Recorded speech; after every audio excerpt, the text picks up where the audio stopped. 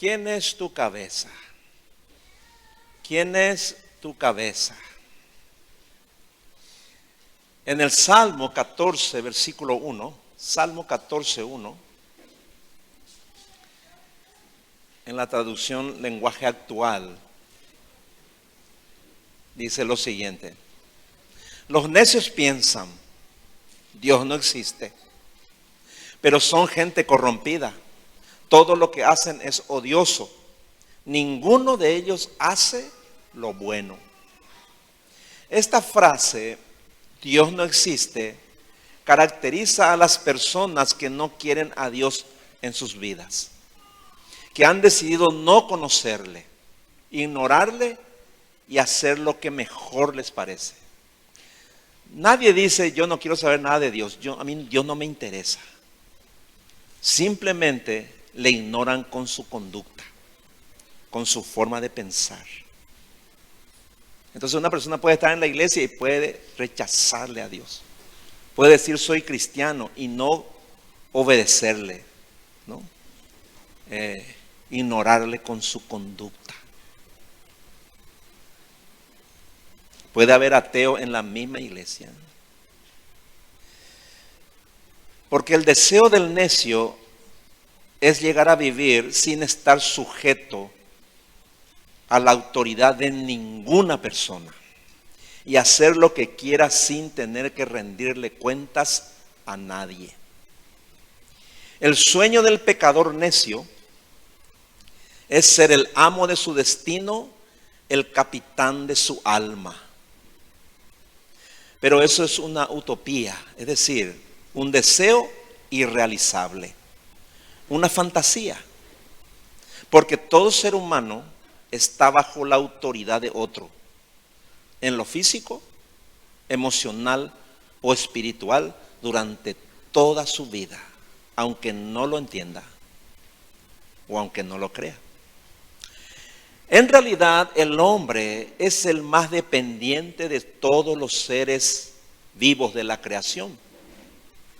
Sobre todo depende de Dios. Aunque no lo crea, aunque no crea en Él o le rechace. Dice Mateo capítulo 5, versículo 45. Les voy a leer la palabra de Dios para todos.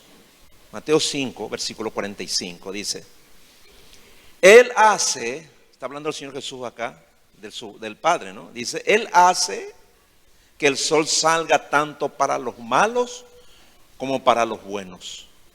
Él es también que hace que la lluvia caiga tanto para los que hacen el bien como para los que hacen el mal. ¿Qué significa esto? Que la existencia de todos en la tierra depende totalmente de Dios. Esa es una realidad, es una verdad. Y ningún ser humano es verdaderamente libre ni independiente, aunque se convenza a sí mismo de que lo es. Alguien es tu cabeza, para tu bien o para tu mal. Dice Romanos capítulo 6, verso 16. Romanos capítulo 6, una traducción viviente, dice Pablo: ¿no se dan cuenta de que uno se convierte en esclavo de todo lo que decide obedecer? Uno puede ser esclavo del pecado, lo cual lleva a la muerte, o puede decidir obedecer a Dios, lo cual lleva a una vida recta.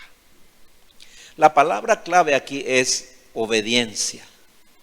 Obedeces a quien es tu cabeza, en forma consciente o inconscientemente. Siempre alguien está obedeciendo a otro, siempre.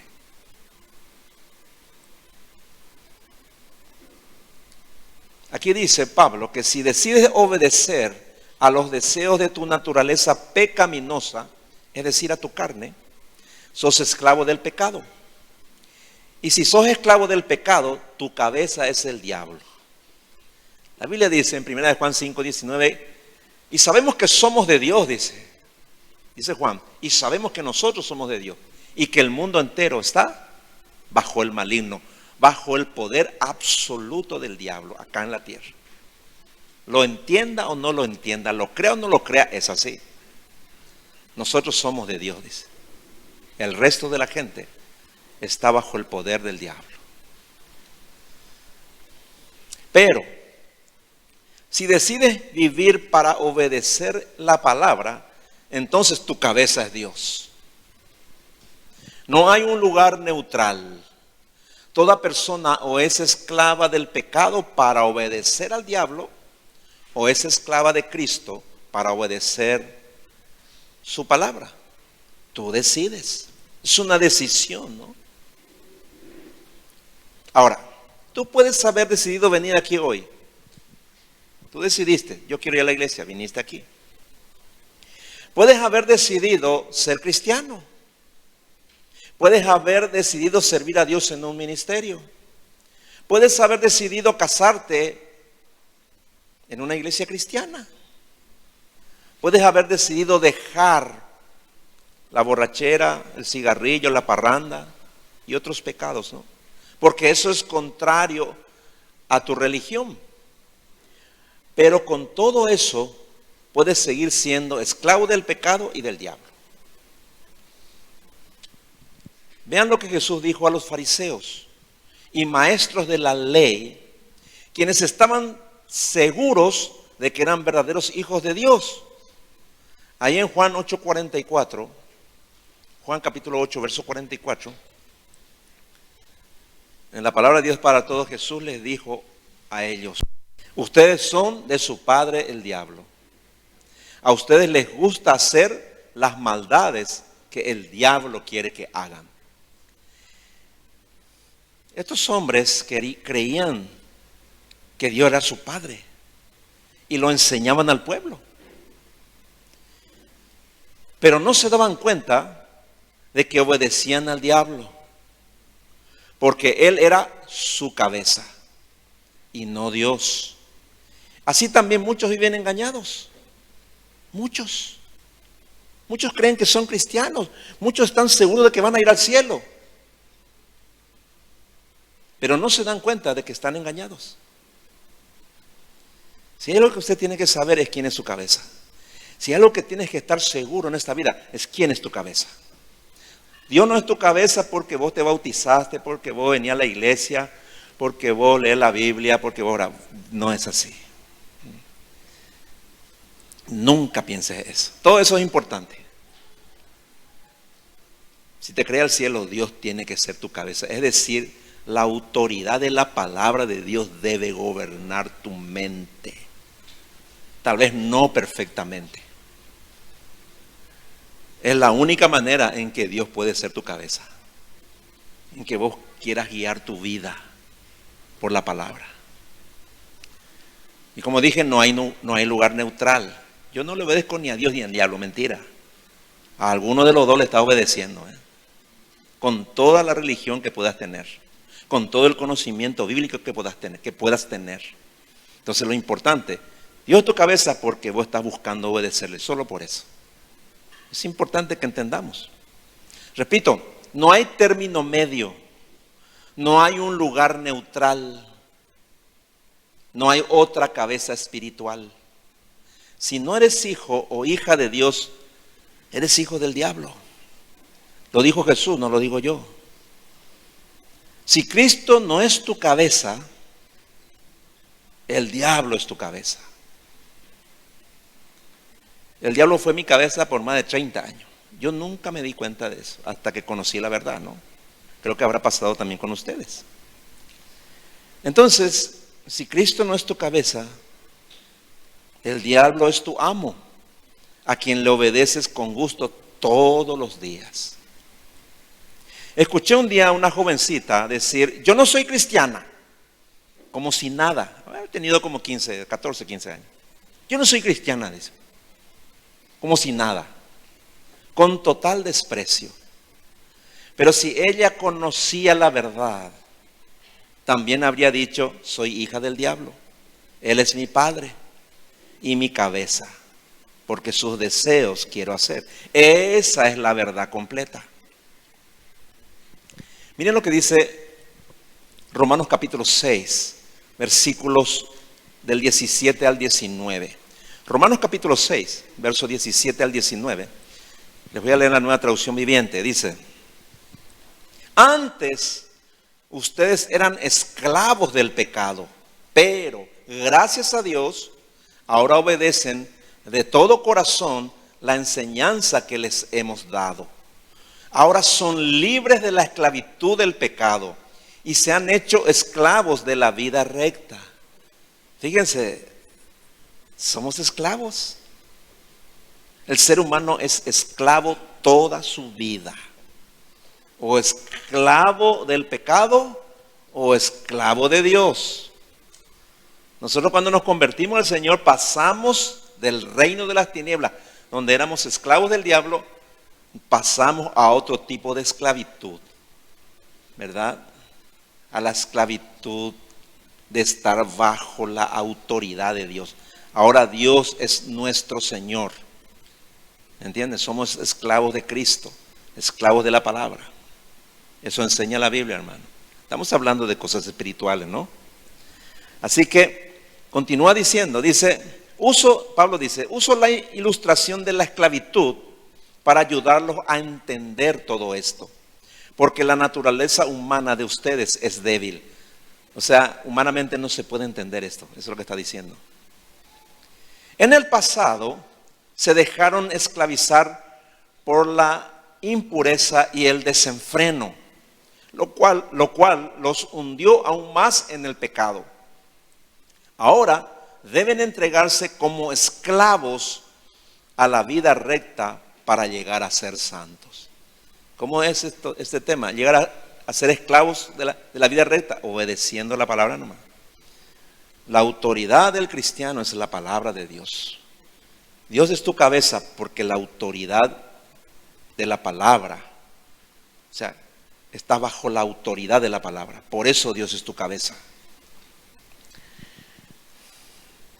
La clave aquí de este pasaje dice dos palabras: antes. Y también dice gracias a Dios. Nadie puede ser libre de la esclavitud del pecado ni de la autoridad del diablo sobre sus vidas sin el poder de Dios, ¿no? Cuando usted creyó en Dios de tu corazón, Dios le salvó. Ahí por primera vez usted salió de la autoridad de Satanás, salió. Dios le rescató. Dice la Biblia que Jesús pagó el precio de nuestro rescate, ¿no? Nos rescató del poder del diablo, al cual estábamos sujetos todos los días de nuestra vida. Él nos rescató y nos trajo bajo su poder, bajo su autoridad, para ser ahora esclavos de Cristo. Eso es lo que explica aquí el pasaje. Entonces, nadie puede ser libre de la esclavitud del pecado, ni de la autoridad del diablo sobre su vida sin el poder de Dios. Solo por medio de Cristo puedes ser libre del pecado, del diablo y de la muerte. Eso dice ahí en Juan 8:36. Si el Hijo os libertare, seréis verdaderamente libres. Ahí en Efesios capítulo 2, versículos del 2 al 3, nos muestra nuestra vida antigua, cómo era, ¿no? Dice Efesios capítulo 2, versículos del 2 al 3, en la palabra de Dios para todos. Antes vivían pecando. Quiero decirte algo. Antes de conocer a Dios, las 24 horas del día vivíamos para pecar. No, pero yo no era tan malo, yo no hacía cosas buenas, no importa, ¿verdad? La Biblia no distingue eso. El mejor de los seres humanos sin Dios, la mejor persona. Alguien dice, mi mamá me hacía buena, era santa. Bueno, todo ser humano sin Dios vive para pecar. Es importante que entendamos esto. Ni tú ni yo éramos buenos, de ninguna manera. Romanos dice, no hay bueno, no hay una sola persona buena. No hay justo ni aún uno. Todos pecaron, dice. O sea, esto es algo categórico, ¿no? Para que podamos entender lo que lo que está diciendo aquí Pablo. Dice, antes vivían pecando, igual que todo el mundo, y se dejaban guiar por el que gobierna las fuerzas de maldad que están en el aire y que todavía actúa por medio de los que desobedecen a Dios. ¿De quién está hablando? Del diablo. Él ejerce el control total de la mente y de los sentimientos de las personas que no conocen a Dios. Entonces tenés que pensar nomás lo que vos eras antes y lo que vos sos ahora, porque tiene que haber una gran diferencia. Dice, antes todos nosotros vivíamos así. Nuestra forma de vida era complacer los deseos de la naturaleza humana. Hacíamos cualquier cosa que el cuerpo deseara o que la mente pudiera imaginar.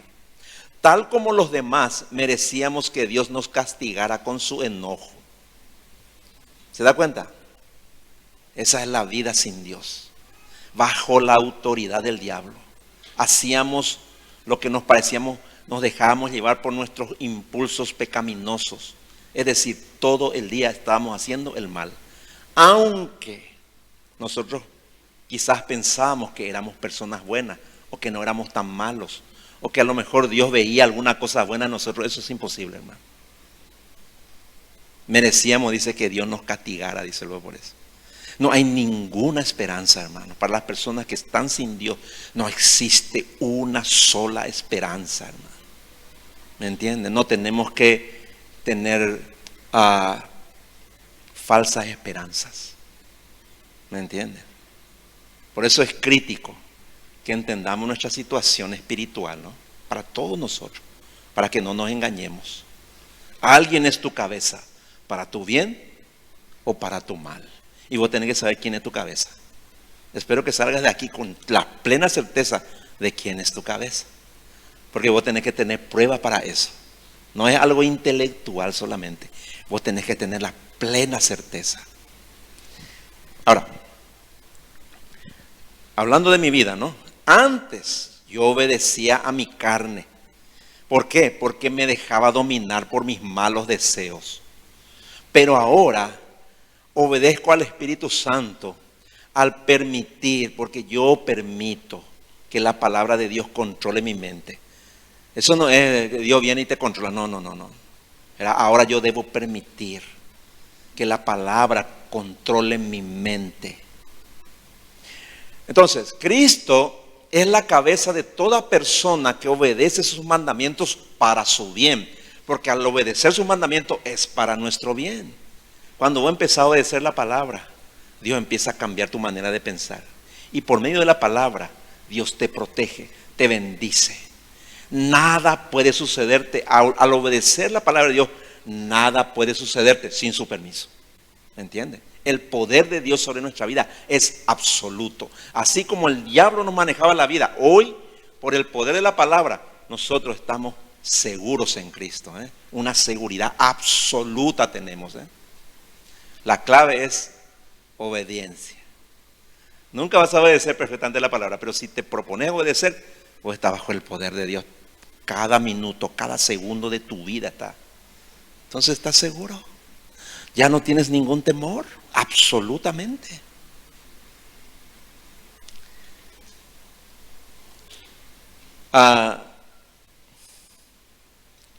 No hay que engañarse, ¿no? Porque quienes rechazan y desobedecen la voluntad de Dios, un día van a tener que rendir cuentas al que es cabeza de todos para su mal. Eso estaba orando el pastor José, ¿no? Un día todos vamos a rendir cuentas. Si Dios no perdonó tus pecados, un día te vas a presentar ante el gran trono blanco, dice. En ese lugar ya no hay esperanza. Allí todos los que vivieron bajo la autoridad del diablo, los que rechazaron la autoridad de Dios, se van a presentar ante el juez del universo, ante el juez de toda la tierra. Y todos esos pecados que no fueron perdonados van a ser mostrados. Dios le va a mostrar cada pecado que cometió y cada pecado que no fue perdonado y no fue lavado por la sangre de Cristo. Va a estar ahí ante el juez. Y esos pecados le van a condenar. Y después el Señor le va a enviar al infierno. para sufrir eternamente. ¿Entienden? Por eso repito, debes saber quién es tu cabeza hoy. Dice en Juan capítulo 12, versículo 48. Juan 12, 48.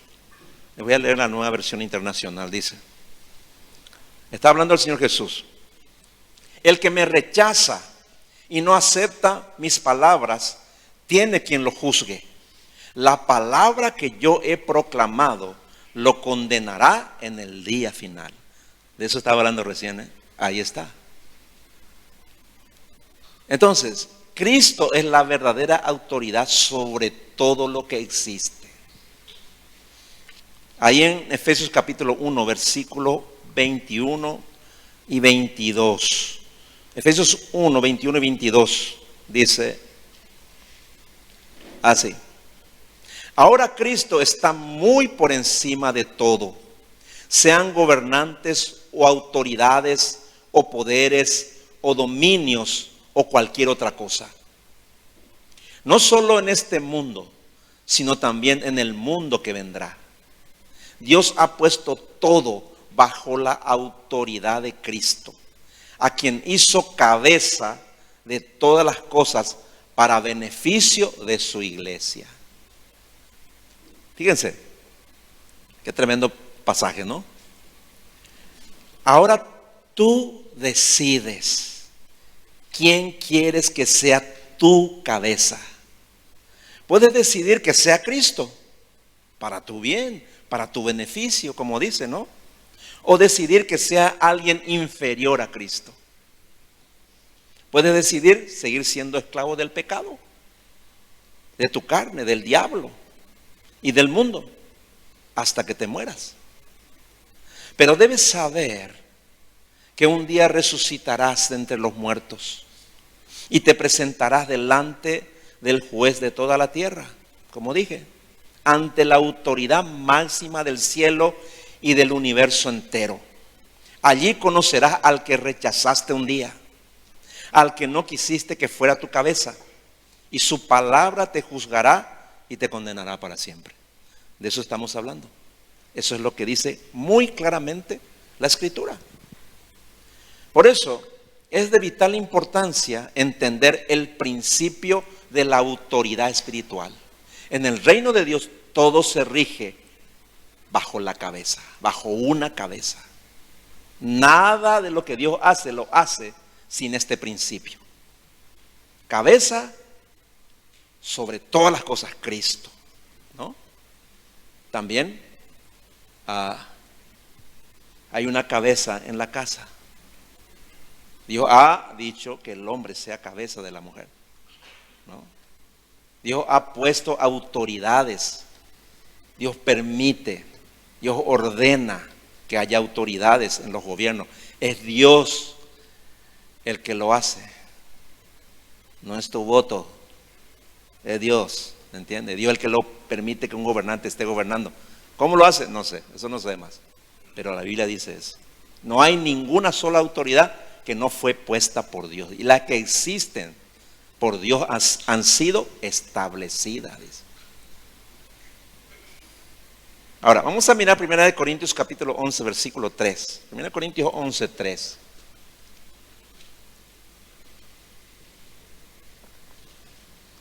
Les voy a leer la Nueva Traducción Viviente. Dice, 1 Corintios 11, 3. Pero hay algo que quiero que sepan. La cabeza de todo hombre es Cristo. La cabeza de la mujer es el hombre. Y la cabeza de Cristo es Dios. En su sentido general, cabeza tiene la idea de liderazgo y de autoridad. Significa tener la responsabilidad propia de guiar y la rendición de cuentas correspondiente. Es correcto y apropiado someterse a Dios como nuestra cabeza para ser guiados por Él. Pero necesitamos entender perfectamente lo que eso significa y cómo es en la práctica. Vemos que Pablo describe 3 relaciones de liderazgo espiritual. Jesús es la cabeza de todo varón. El hombre es la cabeza de la mujer. Y Dios el Padre, es la cabeza de Cristo. Y porque las tres relaciones están conectadas, los principios de liderazgo son iguales para todos. El orden del liderazgo y autoridad es imprescindible en el reino de Dios.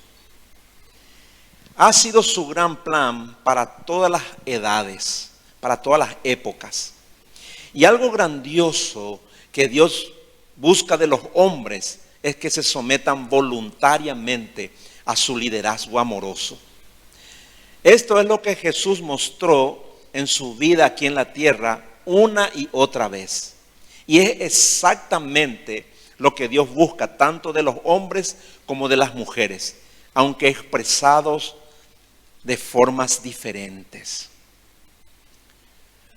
Por eso es esencial que los creyentes entiendan que estar bajo autoridad es una necesidad imprescindible, es una necesidad espiritual, no es una opción. Si naciste del Espíritu, necesitas una cabeza espiritual. Jesús buscó en forma constante a Dios el Padre para someterse a su voluntad. Miren lo que dice Juan capítulo 5, verso 19. Juan 5, 19. Les leo la Nueva Traducción Viviente. Dice: entonces Jesús explicó: les digo la verdad, el Hijo no puede hacer nada por su propia cuenta. Solo hace lo que ve que el Padre hace. Todo lo que hace el Padre también lo hace el Hijo. Fíjense, el Señor Jesús estaba bajo la absoluta autoridad de su Padre. Él era su cabeza. Interesante, ¿no? El sometimiento voluntario a la autoridad del Padre debe producir gozo en nuestro corazón. Una de las señales de que yo soy un verdadero cristiano es que cuando me someto a la autoridad de Dios, eso produce en mí gozo. Es un gozo espiritual, ¿no? Como lo dice el Salmo capítulo 40, verso 8. Salmo 40, verso 8 dice el rey David: el hacer tu voluntad, Dios mío, me ha agradado, y tu ley está en medio de mi corazón. Cuando nosotros vemos la historia del rey David, vemos a un hombre imperfecto, a un hombre pecador. Cometió pecados terribles, ¿no? Pero, ¿no? A pesar de sus equivocaciones, él siempre procuró estar bajo la autoridad de Dios, bajo la autoridad de su palabra. O sea, vos no tenés que ser perfecto para estar bajo la autoridad de Dios. Al contrario, vos te haces perfecto cuando estás bajo su autoridad. Ahí Dios, por medio de su palabra, comienza a perfeccionarte, comienza a bendecirte, comienza a ocuparse de aquellas cosas por las cuales vos no te podés ocupar. Hay con muchas cosas en nuestra vida que nunca vamos a resolver, hermano. Te pones bajo la autoridad de la palabra de Dios y Dios empieza a arreglar eso. El problema no está en no está en Dios, ¿no? Está en nosotros siempre.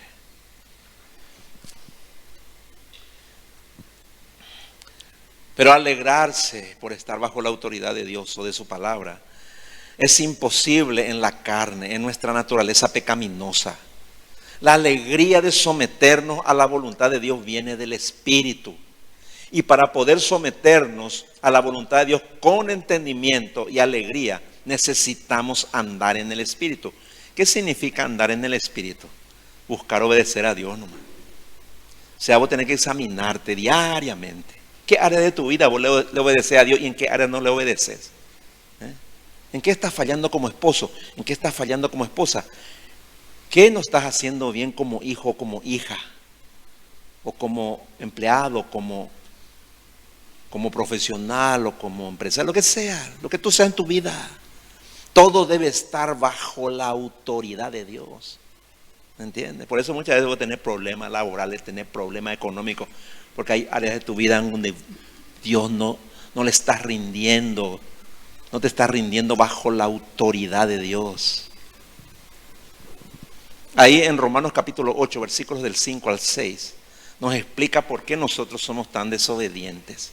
¿Por qué a veces nosotros le desobedecemos a Dios? ¿No? ¿Por qué? Si conocemos la palabra. Romanos capítulo 8, versículos del 5 al 6. Dice en la Nueva Traducción Viviente: los que están dominados por la naturaleza pecaminosa piensan en cosas pecaminosas, pero los que son controlados por el Espíritu Santo piensan en cosas que le agradan a Dios, que le agradan al Espíritu, perdón. Por lo tanto, permitir que la naturaleza pecaminosa les controle lleva a la muerte. Fíjense, nosotros permitimos que nuestra carne nos controle, dice. Nosotros hacemos eso. Pero permitir que el Espíritu les controle la mente lleva a la vida y a la paz. Nosotros permitimos que Dios controle nuestra vida. Nosotros permitimos. Ahí lo dice. Cuando te dejas llevar por tu mente carnal, piensas todo el tiempo en cosas vanas e inútiles. Vos tenés que saber cuándo la carne controla tus pensamientos. Yo antes no entendía eso, ahora ya sé. Es imposible que vos seas espiritual todo el tiempo, eso es imposible. Solo Jesús fue espiritual todo el tiempo. Mayormente nosotros andamos en la carne. Ya lo expliqué el domingo pasado. ¿Y cómo te das cuenta que estás en la carne? Cuando estás pensando todo el tiempo en cosas vanas e inútiles. Cuando tenés sentimientos impuros. Cuando te dejas controlar por el fanatismo, por ejemplo, ¿no? Por los malos deseos y las mentiras. ¿Me entiendes? Tu mente comienza a divagar, a pensar cosas. Vos te das cuenta que estás pensando cosas que nada tienen que ver con la voluntad de Dios. Incluso, ¿no? Están en contra de su voluntad. Tu mente carnal te lleva a eso, ¿no? Eso es cuando andas en la carne, ¿no? ¿Y eso qué produce? Impide que puedas obedecerle a Dios. Y te quita el deseo de estudiar la Biblia y de orar inclusive. Y si orar religiosamente. ¿Vos te das cuenta cuando estás orando y no tiene sentido la otra oración? Orás y después ya no sabes más qué le va a decir a Dios. Es tu carne, esa es. Orar pues es una relación fluida con Dios. Cuando estás empezando a repetir cosas y a pensar cosas mientras estás orando, ¿verdad? Estás en la carne, ¿no? Estás lejos de Dios. ¿Me entiendes? Dios es un Dios vivo. Tiene una relación viva con Dios. ¿Me entiendes? Así que por eso debes hacer que Cristo sea tu cabeza todo el tiempo que puedas. ¿Cómo? Viviendo bajo la autoridad de su palabra, pensando en su palabra, todo el tiempo que puedas. Cuando eso se hace costumbre, entonces comenzás a tener una vida espiritual. Ahí recién tenés una verdadera comunión con Dios. Siguiendo ahí Romanos 8, dicen los versículos 7 y 8. Romanos 8, versículos 7 y 8 dice: pues la naturaleza pecaminosa es enemiga de Dios siempre. Tu carne es enemiga de Dios siempre, eso dice. Nunca obedeció las leyes de Dios y jamás lo hará. Por eso, los que todavía viven bajo el dominio de la naturaleza pecaminosa nunca pueden agradar a Dios. Y el control está en la mente. Acá está todo, hermano. Tu forma de pensar es lo que determina bajo qué autoridad estás. ¿Me entiendes? Vos podés sentir que sos cristiana o cristiano. Vos podés sentir, yo soy un hijo de Dios. Mira, ese es sentimiento. Ay, siento la presencia de Dios. Ese es sentimiento. No, hermano. Lo que gobierna tus pensamientos determina quién es tu cabeza. Ahí nomás está. Y te puedo asegurar que la mayor parte del día a veces Dios no es tu cabeza. Cuando empiezas a pensar con la palabra, entonces Dios es tu cabeza. Tú decides. Así nomás es.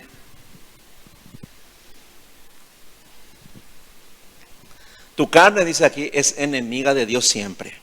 Y forma una alianza con el diablo que opera a través de tu carne para tentarte todo el tiempo buscando que dejes de andar en el Espíritu y poder vencerte.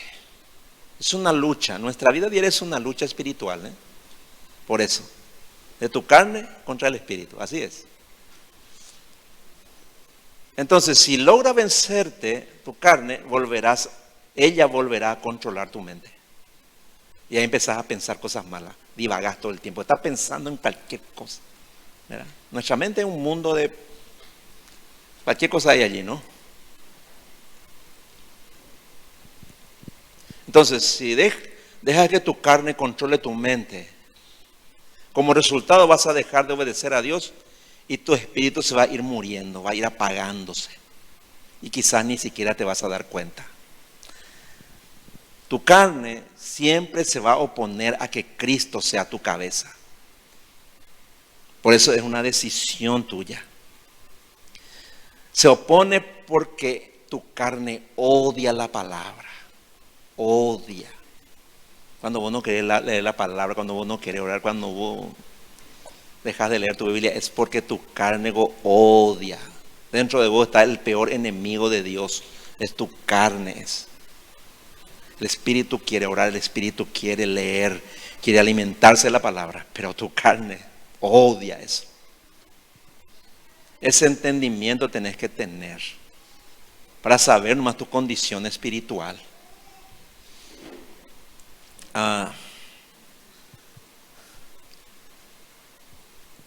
Es por eso, hermanos, que todo el día te asaltan los malos pensamientos. A mí me asaltan todos los días malos pensamientos, todo el tiempo, ¿verdad? No vaya a pensar que yo porque soy pastor, todo el día estoy en el espíritu. No, hermano, está equivocado, lejos. Me asaltan los malos pensamientos, me asaltan los malos sentimientos. Cosas malas suelo pensar. Antes no me daba cuenta, ahora, gracias a Dios, me doy cuenta. Cuando mi carne comienza a tratar de controlar mis sentimientos y mis pensamientos, ¿no? Tu mente muchas veces divaga con ilusiones, fantasías, vanidades y maldades. Cuando las cosas que agradan a la carne, como la música, ¿no? La música es muy espiritual, pero hay músicas que vos te das cuenta cuando la música, ¿verdad?, controla tu carne, ¿verdad? ¿No te das cuenta? Hay momentos, la música es tremenda, ¿no? Comienza a controlar tus sentimientos, comienza a controlar todo tu cuerpo, tu mente. ¿Pero no es así? Discierna, entonces. También los deportes, ¿verdad? Yo no digo está mal, ni la música ni los deportes está mal, pero a veces los deportes, ¿verdad? Vos te empezás a enganchar, ¿verdad? Después ya te pones nervioso. Después ya le maldecía al árbitro, después ya empezás a decir macanada. Tu carne. Un simple partido de fútbol te controla la mente.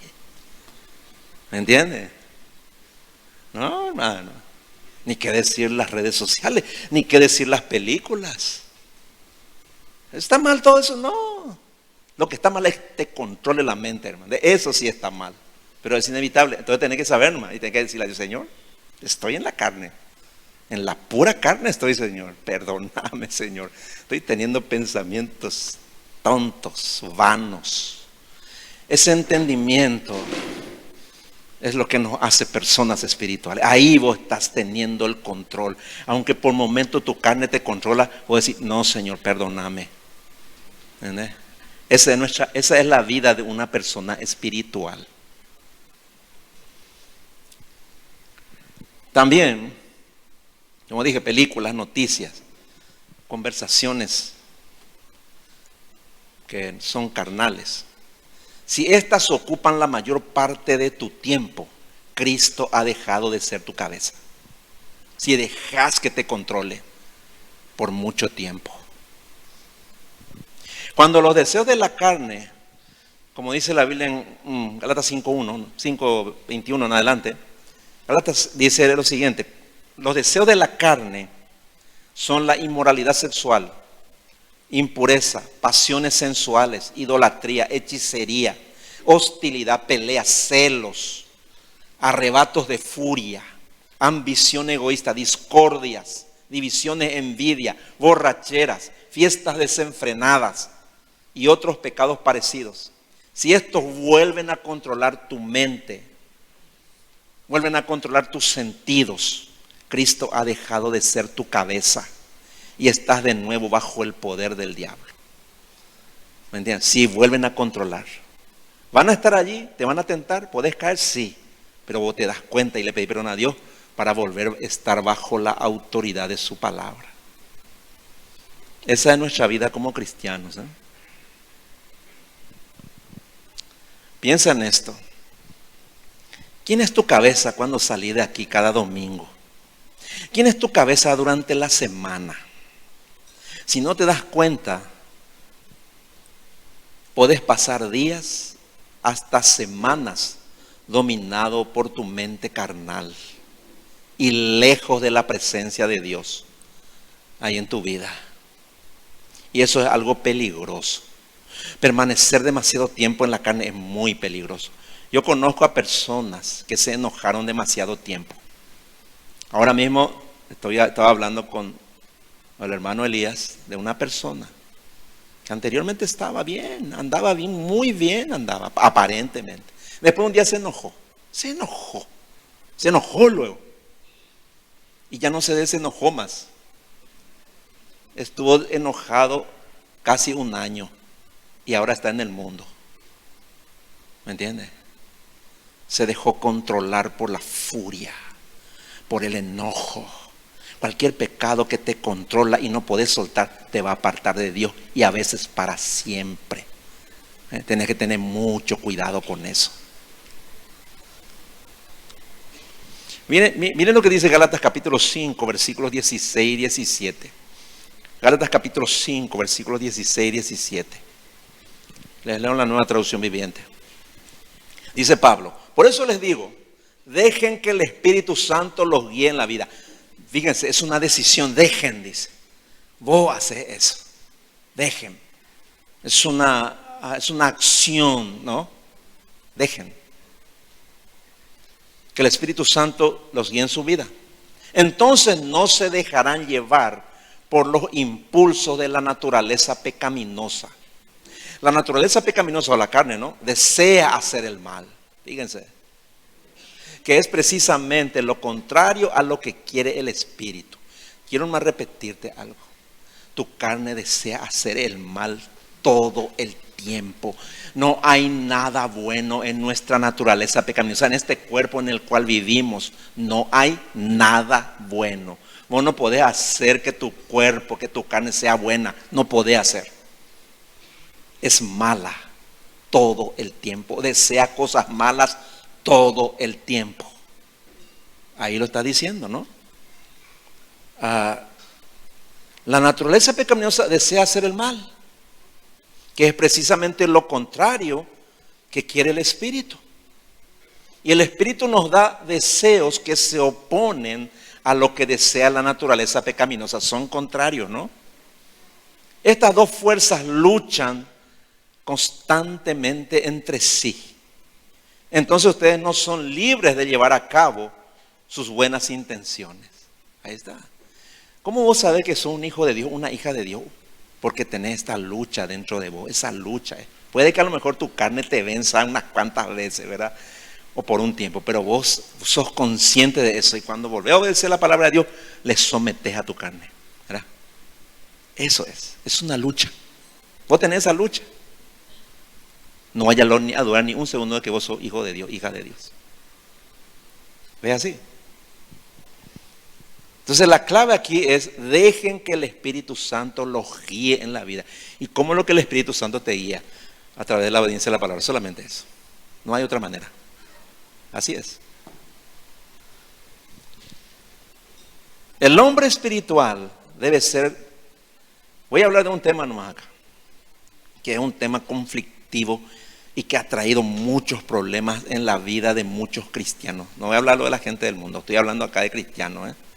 Dice la Biblia que el hombre espiritual debe ser cabeza de su esposa y de sus hijos. Vamos a leer, yo quiero que me atiendan bien, hermano, ¿eh? Aquí hay una clave muy importante. Efesios capítulo 5, versículos 21 al 25. Efesios capítulo 5, versículos 21 al 25. Les voy a leer en la traducción lenguaje actual. Dice: ustedes que honran a Cristo deben sujetarse los unos a los otros. Las esposas deben sujetarse a sus esposos, así como lo hacen con Cristo. Porque el esposo es cabeza de su esposa, así como Cristo es cabeza de su iglesia y también su Salvador. Cristo es la cabeza, la iglesia se sujeta a Cristo. La iglesia es el cuerpo. Por eso la esposa debe sujetarse a su esposo en todo, así como la iglesia se sujeta a Cristo. El versículo 25 dice: los esposos deben amar a sus esposas, así como Cristo amó a la iglesia y dio su vida por ella. Vamos a estudiar un poco este pasaje. Hay muchos ejemplos, vamos a estudiar este nuevo, es demasiado largo, va a ser si hablamos de todo, ¿no? Pero específicamente esto porque es muy importante. Aquí tenemos sin dudas el más grave problema de desobediencia a la autoridad de Dios. Porque en casi todos los hogares la mujer es la cabeza de su esposo y de su hijo. ¿Eso no es cierto? Sí, hermano. Sí. Hace poco estuve en varios grupos ahí preguntando. Y dije: ¿quién es la cabeza en tu casa? La patrona. ¿Quién es? ¿Quién es la cabeza de los jóvenes? ¿Quién es? Mi mamá. ¿Me entiendes? Hay que ver la realidad, ¿no? Acá no vamos a mentir ni vamos a poner paño frío. No. Vamos a decir la verdad. No estoy diciendo que todos los hogares, pero en casi todos, ¿no? 99,9%. Es por esa razón que hay tantos problemas en los matrimonios cristianos. Dios no puede bendecir lo que está desordenado. ¿Me entiendes? Imposible eso es. Por eso hay tantos problemas en los matrimonios cristianos. ¿Por qué? Por esta razón. Si el esposo no es cabeza de su esposa, Cristo no es la cabeza de ninguno de los dos. Y si Cristo no es la cabeza de una familia cristiana, ¿quién es la cabeza? A ver, ¿quién es la cabeza? Ahí está, hermano. Ya lo dijeron. Estar bajo autoridad espiritual no significa inferioridad. Ese fue el problema. Eso no enseña en ninguna parte de la Biblia eso. Esa es la carne, ¿no? Jesús se sujetó a la autoridad del Padre, aunque Él era igualmente Dios. Dice en Juan capítulo 10, versículo 30, el Padre y yo somos uno. Eran iguales, pero el Padre es la autoridad de Cristo, ¿no? Y cuando Dios dice a las mujeres de la iglesia que reconozcan el liderazgo de los hombres, no es porque ellas sean desiguales o inferiores, sino porque ese es el orden establecido por Dios para su bien. El orden de Dios debe ser respetado tanto por el hombre como por la mujer. Ahora, la cabeza masculina hoy es un tabú para el mundo. Eso no es extraño en una sociedad que ha rechazado ampliamente el plan de Dios para la familia. Incluso dentro de la iglesia de hoy es un tema que irrita e incomoda a la gente. Pero no podemos esperar comprender o aplicar el plan de Dios para el matrimonio y para la familia si desechamos esta doctrina bíblica esencial. El matrimonio en sí se basa en el principio de correspondencia. Sométanse unos a otros, dice. ¿Me entiende? Ahí está el principio de igualdad. Ahora, no debemos pensar ni por un momento que el liderazgo ordenado por Dios al marido deja a la mujer en un lugar secundario o inferior, porque eso contradice la unidad esencial en relación al matrimonio. Y los dos serán una sola carne. Ese es el principio de igualdad, ¿no? Ahora, el matrimonio es una sociedad.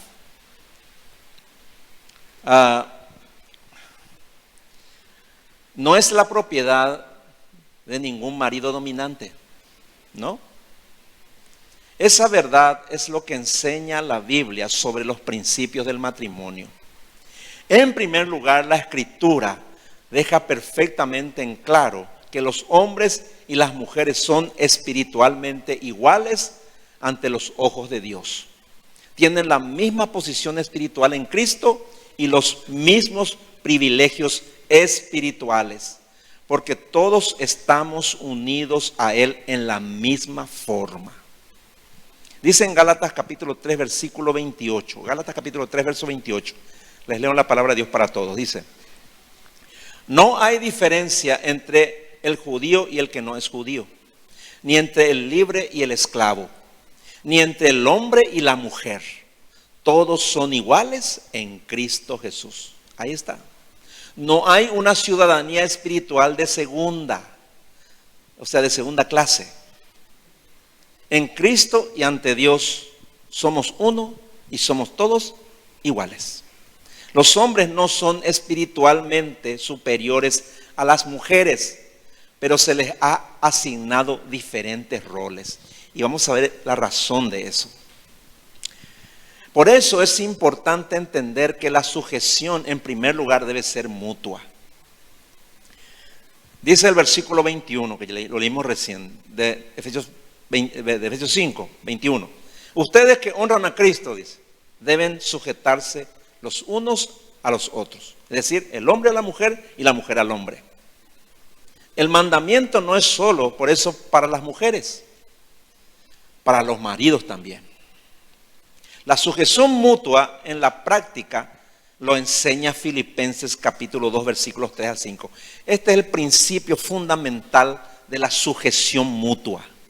Ahí está en Filipenses capítulo 2, versículos 3 al 5. Si tienen su Biblia, subráyelo y léalo después 50,000 veces.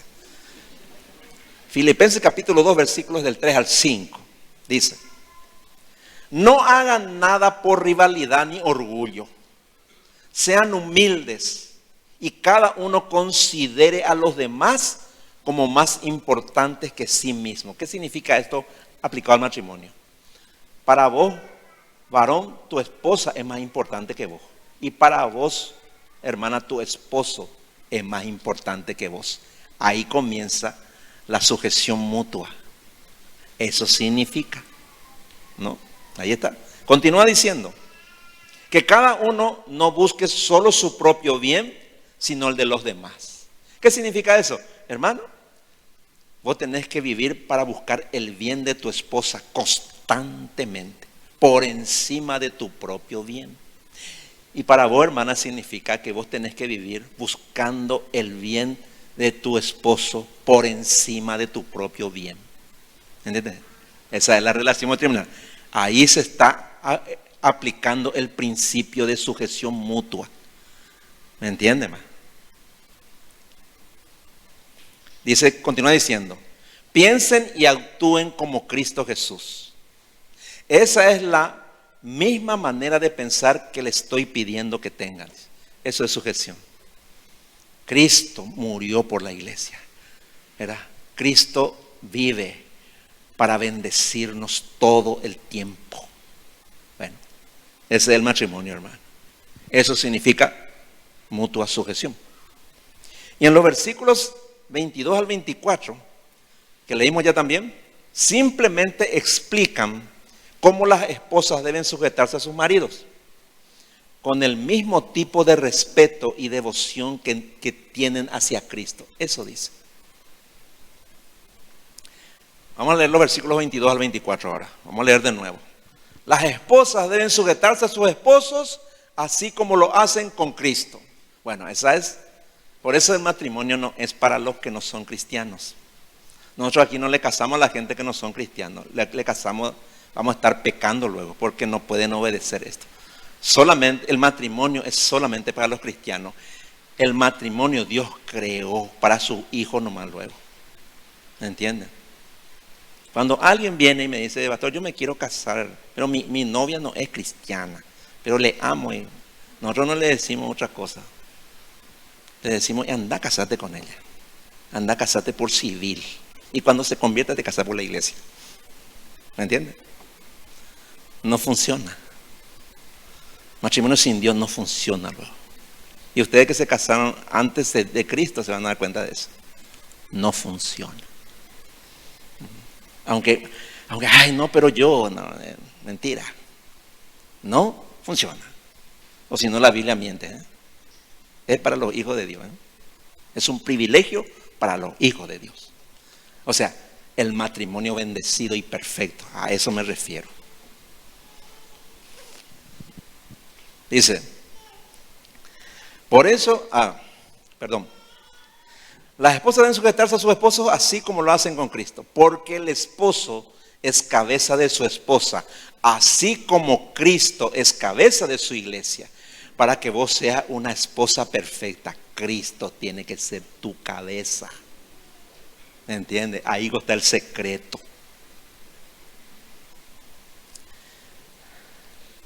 Así como Cristo, porque el esposo es la cabeza de su esposa, así como Cristo es cabeza de su iglesia y también su Salvador. Cristo es la cabeza y la iglesia es el cuerpo.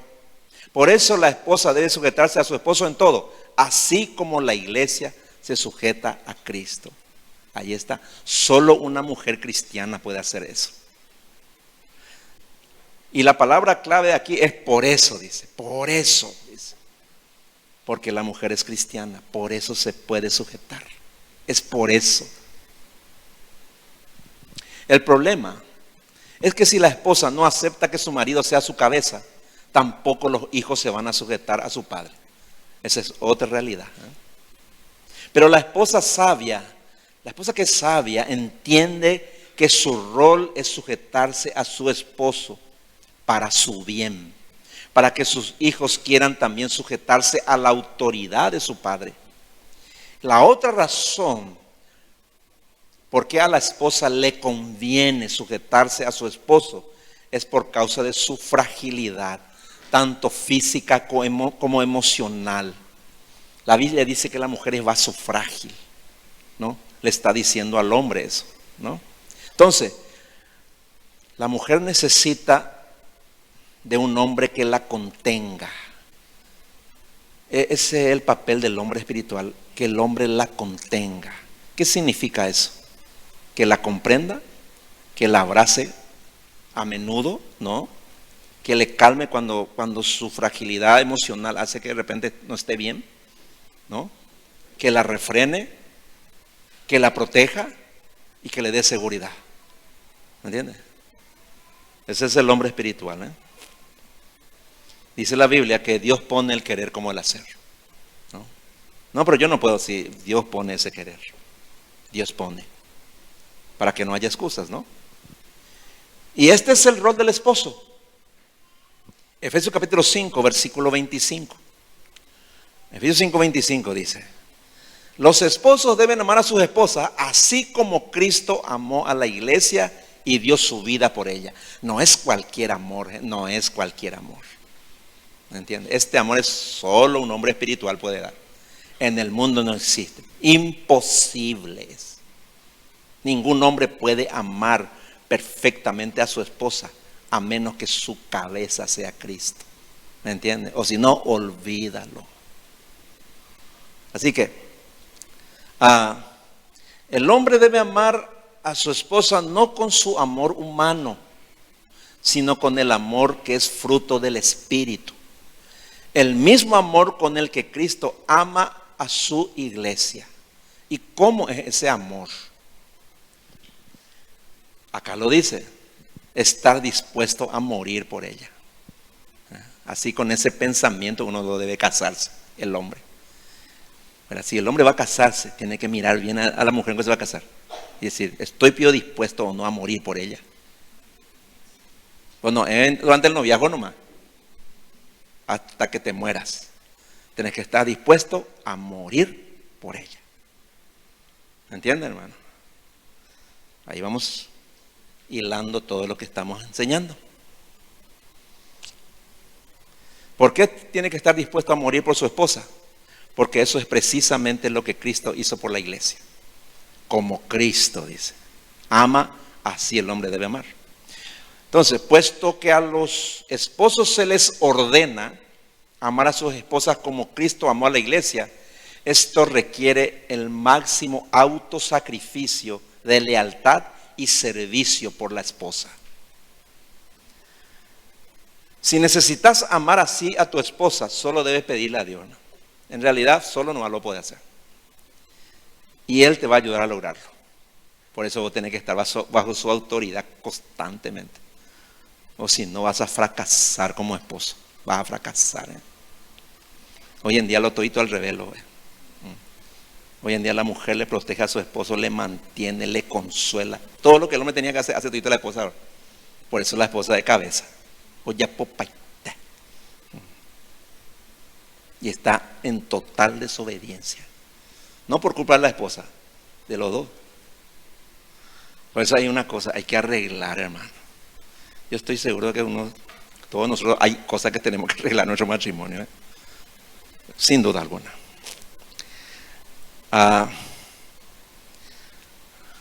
Él puede poner en vos como esposo el querer como el hacer. Él hace eso. Si le pide, ¿no? Ahora, esto no significa, por supuesto, que el marido tiene que renunciar a su función ordenada por Dios de liderazgo y autoridad en el hogar. No. Lo que sí significa es que la forma en que debe ejercer su liderazgo no es enseñoreándose de su esposa y de su familia, no, sino sirviéndoles y sacrificándose por ellos con una humildad cristiana. Él debe apoyar a su esposa, ayudándole a llevar sus cargas y asumir todas sus preocupaciones, incluso si eso significa sacrificar sus propios deseos por las necesidades de ella. ¿Me entiende? Pero eso no implica que tenga que declinar o bueno, no voy a hacer más. No, al contrario. Eso se tiene que hacer manteniendo su cabeza, su autoridad sobre su esposa y sobre sus hijos. ¿Me entiende? ¿Cómo se hace eso? Con la ayuda de Dios, hermano. Porque es un tipo diferente de sujeción.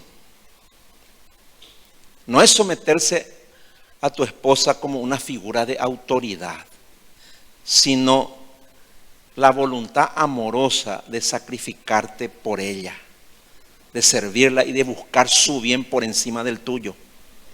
En otras palabras, el objetivo principal del esposo líder, del esposo piadoso, debe ser agradar a su esposa en lugar de simplemente hacer su propia voluntad y exigiendo que ella le obedezca en todo. Entonces, es imposible que una mujer cristiana no quiera sujetarse a un esposo que le ame así. Es imposible, hermano. Ahí vos asegurás que tu esposa se va a sujetar. Y ahí toda la bendición de Dios va a estar sobre tu matrimonio, sobre tus hijos, sobre tu familia. ¿Me entiendes? Eso es lo que tenés que practicar.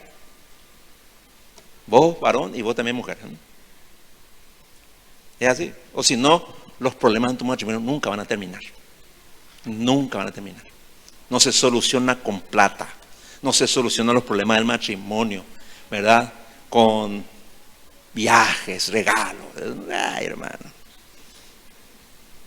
Esa es la mente carnal que intenta en sus propias fuerzas llevar adelante algo que solo Dios puede hacer, hermano. ¿Me entiendes? La orden dada por Dios, tanto para el marido como para la esposa, es personal y no depende de que la otra parte cumpla o no con los requisitos para el matrimonio, ¿no? Porque muchas se excusan, muchas mujeres se excusan, ¿verdad? No, pero mi marido no es espiritual, no, pero mi marido es carnal, no, pero mi marido no hace su parte. Eso no importa, hermano. Eso no tiene ninguna importancia. La orden es personal, porque nadie te obligó a casarte con tu esposo, ¿verdad? Alguna mujer puede decir, pastor, a mí a punta de pistola me casaron. No, ¿verdad?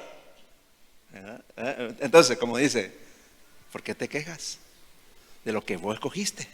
Entonces, ahora que le conoces a Cristo, sujetate a tu esposo. No porque Él lo merece, no, es porque Cristo merece. Cristo es el que merece que vos te sujetes a tu esposo. Y Él va a arreglar después tu relación matrimonial. Así es. Eso es si tu esposo no quiere ser tu cabeza, ¿no? De la manera bíblica, ¿no? Entonces Él va a ordenar después de tu casa y Él va a darle esperanza de salvación a tus hijos. Porque donde el hogar está desordenado, los hijos no tienen esperanza, hermano. Ese es el problema. De igual manera, hermano, si tu esposa no desea que sea su cabeza, ámala así como Cristo ama a la iglesia y vas a ser recompensado. No, ahí lo excusa. No, pero mi esposa no quiere, ¿verdad? No importa. No importa eso. Hacé tu parte. Tratarle amorosamente, servirle, ¿no? Va a ver ahora. Dios va a hacer el cambio. Vos ya no puedes. O sea, cuando tu matrimonio está mal, ya no va a arreglarse. Vos te das cuenta, ya que hay un momento dado en que vas a vivir malo ya tu vida así. Ya no va a cambiar más, ya no va a cambiar. Entonces, hace tu parte nomás. Yo ya he visto muchos, he escuchado muchos testimonios de que era imposible, hermano. Yo estoy completamente convencido, hermano, de que el ogro se puede convertir en ángel, hermano.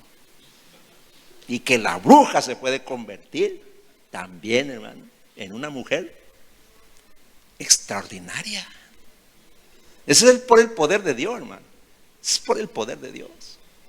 Pero tenés que hacer tu parte, pues. Eso no nos sale, poder orar 20 horas por día. Por cambiarle a mi esposo. No va a cambiar. No va a cambiar tu esposa. No va. Sácate de la cabeza eso. Hacer lo que Dios dice. Mejor orar para que vos seas una esposa espiritual y para que vos seas una esposa espiritual. Ahí, entonces Dios ayuda. Entonces, si te sujetas a tu esposo, es porque Cristo lo merece, no porque tu esposo lo merece. Si vos le amás a tu esposa como Cristo ama a la iglesia, no es porque ella precisamente se lo merece, porque Cristo lo merece.